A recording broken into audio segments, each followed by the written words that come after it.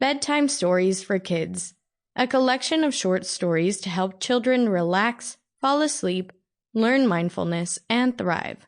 Written by Sandie Cowley. Narrated by Sandie Cowley.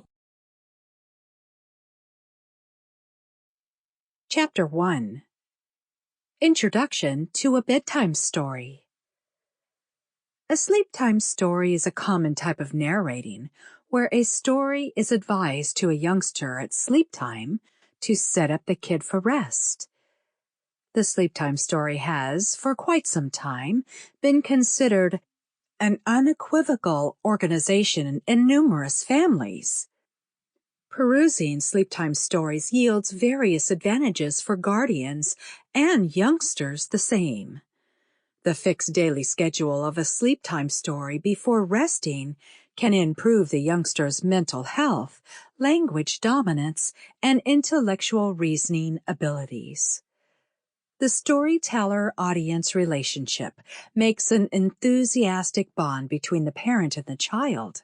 Due to the quality of the imitative nature of a kid, the parent and the tales that they tell go about as a model for the kid to pursue.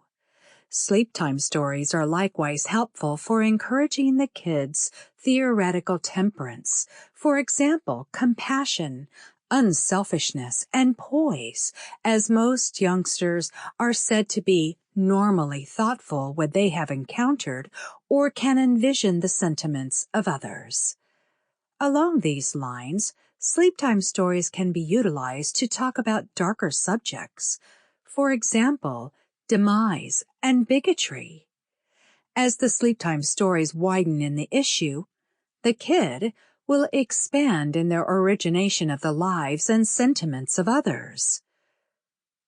Grown-up renditions as book recordings assist grown-ups with nodding off without completing the story.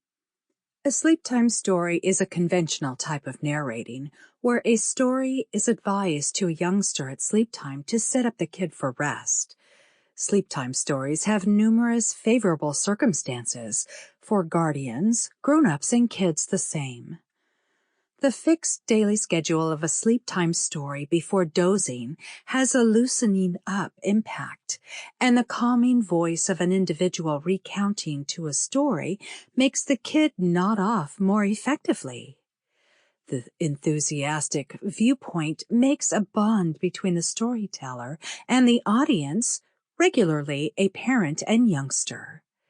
Sleep-time stories can be perused from a book or might be concocted by the storyteller. The accounts will in general be short with a cheerful consummation. An alternate type of sleep-time perusing utilizes longer stories, however, splits them in this way, making cliffhangers.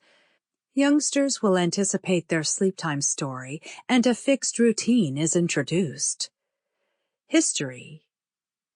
There is no obvious starting of when sleep-time stories began, since narrating, all in all, has been a piece of world culture since humanity began.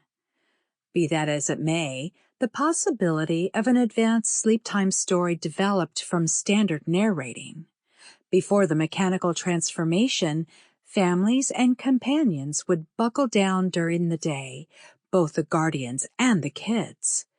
At sunset, everybody would assemble around the outdoor fire to discuss tattle and to recount stories.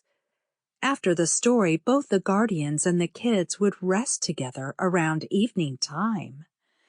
The accounts included the show, injury, and experience that both the youngsters and guardians would tune into.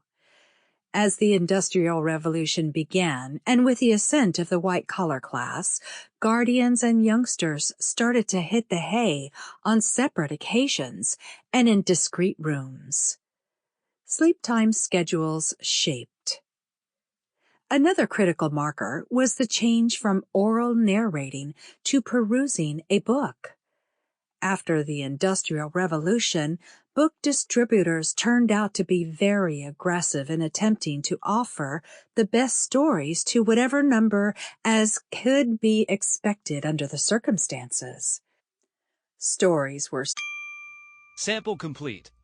Ready to continue?